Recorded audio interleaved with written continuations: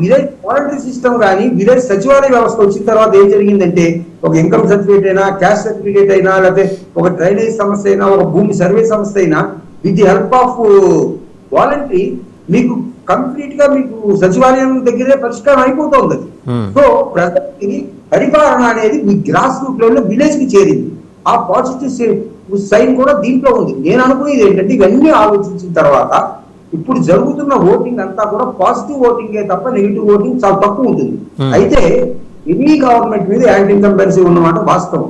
ఏ వర్గాల్లో anti incumbency ఉంది, ఆ యాంటీ ఇన్కంబెన్సీ ఎంత శాతం ఉంది, దాన్ని నిజంగా పరిపాలన నుంచి కిందకి వైసీపీని తోయడానికి పనికి వస్తుందా, లేదా మళ్ళీ వైసీపీని ఎగైన్ మన పరిపాలించడానికి అధికారం ఇవ్వడానికి తీసుకొస్తుందా అనేది క్యాల్కులేట్ చేయగలుగుండాలి మనం.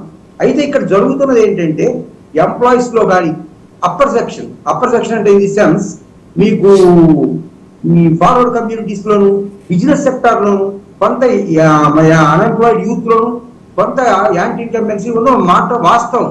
కానీ ఇవన్నీ చూసిన తర్వాత గ్రౌండ్ రిపోర్ట్ చూసిన తర్వాత అంత ఎఫెక్టివ్ గా పనిచేయలేదు అవన్నీ కూడా. ఇక్కడ దళితులు కానీ, బీసీలు కానీ, ఎస్సీలు కానీ, ఎస్టీలు కానీ, బెనిఫిషరీస్ కానీ, రెడ్డి కమ్యూనిటీ కానీ ఓటింగ్ అనేది ఫేవరబుల్ టు వైసీపీ జరిగింది కానీ టీడీపీ జరగలేదు.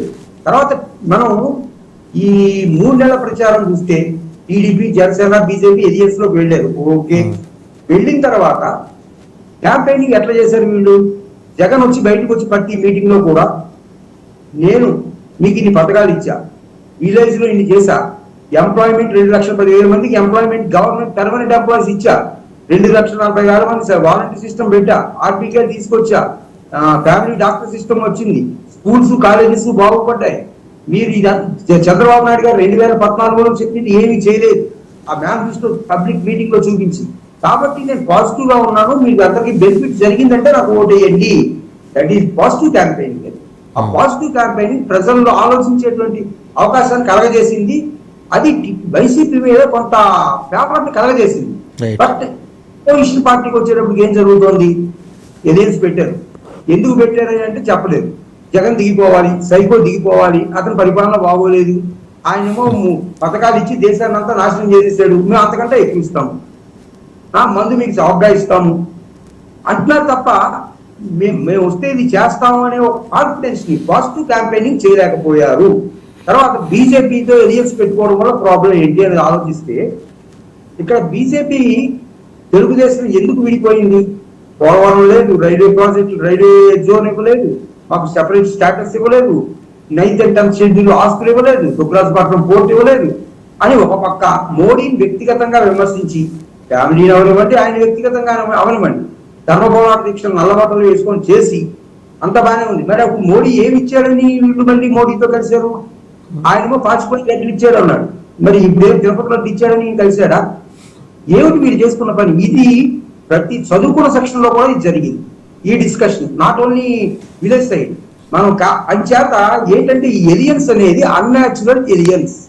తర్వాత distribution of seats among the political parties, that is BJP and Janasena 31 ఇచ్చారు. దానికి ఏమిటి గ్రౌండ్ రియాలిటీ? గ్రౌండ్ లో బలమైన సీట్లు ఇచ్చారా, బలహీనమైన సీట్లు ఇచ్చారా? దానికి ఏమైనా సైంటిఫిక్ బేసిస్ ఉందా, గ్రౌండ్ రియాలిటీ ఉందా? లేదు. ఇట్లాంటి పొరపాట్లు కూడా చేయగలిగారు. తర్వాత ఎలక్షన్ క్యాంపెయిన్ స్టార్ట్ అయిన దగ్గర నుంచి కూడా మనం ఎంతసేపు వాలంటరీ వ్యవస్థని ప్రజల్లోకి బలంగా వెళ్ళింది. అది ఏ పార్టీకి వాళ్ళ వర్కర్స్ అవ్వచ్చు, పార్టీకి హెల్ప్ చేసి, that is different, political aspect కాదు. పబ్లిక్ లో దాని మీద కాన్ఫిడెన్స్ కానీ, ఒక నమ్మకము, ఒక మంచి జరిగింది అన్న ఫీలింగ్ పబ్లిక్ లో ఉంది వాలంటరీ సిస్టమ్ మీద. దాన్ని అటాక్ చేసి లాస్ట్ 2 months పెన్షన్ రాకుండా చేశారు అన్నది వీళ్ళు చేయనివ్వండి, లేకపోతే ఇంకొకరి ద్వారా సాయం ద్వారా చేయనివ్వండి, పబ్లిక్ లో ఒక నెగిటివ్ ఇమేజ్ ఈ ఏరియన్స్ మీద క్రియేట్ చేసింది సార్. దీంట్లో ఎటువంటి సందేహం లేదు. తర్వాత మీకు బీజేపీతో పొత్తు పెట్టుకోవడం వల్ల సుమారు 15-16 సీట్స్ ఏవైతే టీడీపీకి రావాలనుకున్నాయో ఆ సీట్లు కోల్పోయే స్టేజ్ ఈ రోజు వచ్చింది. ఆదోని, ఆలగడ్డ, నంద్యాల, డోన్, కర్నూలు ఇట్లాంటి కొన్ని సీట్స్ లో ఈ రోజు ఆ పరిస్థితి టీడీపీకి రావడానికి కారణం కూడా అదే. తర్వాత జనసేన ఆయన పరిస్థితి చూస్తే ఎట్లా ఉందంటే, ఫస్ట్ లో నాకు గౌరవప్రదమైన సీట్ ఇస్తే నేను తీసుకుంటాను, ఓకే బాగానే ఉంది, నేను ఎవరికి బానిసను కాదు, ఏదో కుక్క బిస్కెట్లు వేస్తే వచ్చేవాడిని కాదు నేను సీఎం అవడానికి వచ్చానని ఒకసారి అంటాడు, ఒకసారి కూటమి ఓట్లు వేయించిన మన అపోజిషన్ పార్టీకి ఓట్లన్నీ కలిసి రావాలి కాబట్టి ఆ ఓట్లు చేరకూడదు కాబట్టి ఏజెన్స్ లోకి వెళ్ళాను అంటాడు. 40 సీట్లు అన్నారు, 35 అన్నారు, 24 అన్నారు, 21కి వచ్చారు. ఆ 21 సీట్లో పోయి జనసేన కార్యకర్తలు అందరూ పోటీ చేసుకున్నారా? లేదే. కనీసం 10 చోట్ల వేరే పార్టీ నుంచి పట్టుకొచ్చారే. ఇప్పుడు కాపు కమ్యూనిటీ ఓట్లు బాగా ట్రాన్స్ఫర్ అయ్యాయి అని చెప్పి అంటున్నారు. ఓకే, అయ్యాయి మాట వాస్తవం. అయితే ఎంతవరకు అయ్యాయి, ఎక్కడ అయ్యాయి అనేది ఇంపార్టెంట్. ఇక్కడ వెస్ట్, ఈస్ట్, కృష్ణా, గుంటూరు, విశాఖపట్నంలో 8 సీట్లు. విశాఖపట్నంలో 8, ఓవరాల్ గా 30. మన గ్రౌండ్ రిపోర్ట్ ప్రకారం ఈ 5 జిల్లాల్లో కలిపి 36 ప్లేసెస్ లో మాత్రమే ఓట్లు ట్రాన్స్ఫర్ అయ్యాయి. మిగిలిన చోట్ల ఎక్కడా ఓట్లు ట్రాన్స్ఫర్ కాలేదు. అయితే జగన్ కి ఒక అడ్వాంటేజ్ ఏంటంటే ఆయన తెలుసుకున్నది, తనకి ఓట్లు వేసే సెక్షన్ ఏంటో అతనికి పూర్తిగా నమ్మకం తెలుసు. వేసేది ఏంటి? ఎస్సీలు, ఎస్టీలు, బీసీలు, మైనారిటీలు, ఈ బెనిఫిషరీస్, క్రిస్టియన్ కమ్యూనిటీ ఓటింగ్, ముస్లిం ఓటింగ్ అని ఆయనకు తెలుసు. అయితే ఓపెన్ కేటగిరీకి వచ్చేటప్పుడు ఓట్లు పడవు, అన్ఎంప్లాయ్స్ ఓట్లు మనకు వేయకపోవచ్చు, తర్వాత ఈ ఎడ్యుకేటెడ్ కొంతమంది వేయకపోవచ్చు, అర్బన్ ఓటింగ్ తగ్గుతుందని తెలిసి అతను ఏం చేశాడు? ఎప్పుడు కూడా from the beginning NT Rama Rao time నుంచి బీసీ అంటే తెలుగుదేశం, తెలుగుదేశం అంటే బీసీ, కానీ ఆయన కాన్సన్ట్రేట్ చేసిందంతా బీసీ ఓటింగ్ అన్న విషయాన్ని వీళ్ళు మర్చిపోయారు. ఇప్పుడు మీరు వెస్ట్ అంటే మీరు అనేది బీసీ ఓటింగ్ కన్సాలిడేట్ అయింది, చీలిక లేదు, కన్సాలిడేట్ అయిన ఓటు అంతా వైసీపీకి పడింది అంటారు. అట్లా కాదు, మాక్సిమం పర్సెంటేజ్ వైసీపీకి వెళ్ళింది. రైట్. లాస్ట్ టైం అలా లేదు మనకి.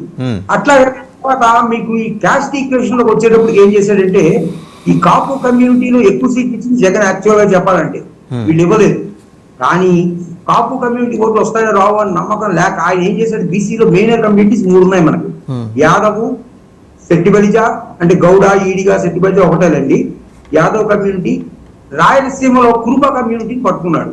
ఇందులో Balija community, Kapu community voting అనేది ఎప్పుడు కూడా ఒక వేలో జరగట్లేదు. There is a split between voting pattern of this Kapu and Balija.